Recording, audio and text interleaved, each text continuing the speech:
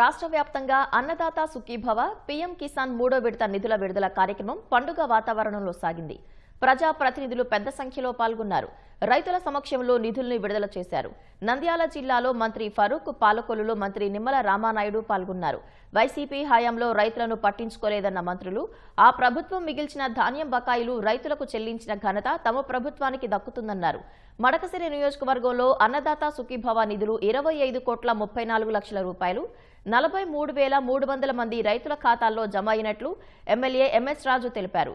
జమ్మలమడుగు నియోజకవర్గంలో 35,184 మందికి 20 కోట్ల మెగా చెక్కును ఎమ్మెల్యే ఆది నారాయణరెడ్డి అందించారు. పులివెందులలో టీడీపీ ఇన్ఛార్జ్ బీటెక్ రవి రైతులకు చెక్కును అందజేశారు. మైలవరం నియోజకవర్గంలో 30,241 మందికి 16,80,00,000 రూపాయలు ఖాతాల్లో జమ అయినట్లు ఎమ్మెల్యే వసంత కృష్ణప్రసాద్ చెప్పారు. వేమూరు నియోజకవర్గంలో 29,000 మంది రైతులకు 15,75,00,000 లబ్ధి చేకూరిందని ఎమ్మెల్యే నక్క ఆనందబాబు తెలిపారు. పర్చూరు నియోజకవర్గంలో 37,861 మంది రైతులకు 22,09,00,000 ఖాతాల్లో పడ్డాయని ఎమ్మెల్యే ఏలూరి సాంబశివరావు తెలిపారు. మిగిలిన నియోజకవర్గాల్లోనూ అన్నదాత సుఖీభవ నిధుల విడుదల కార్యక్రమం సందడిగా సాగింది.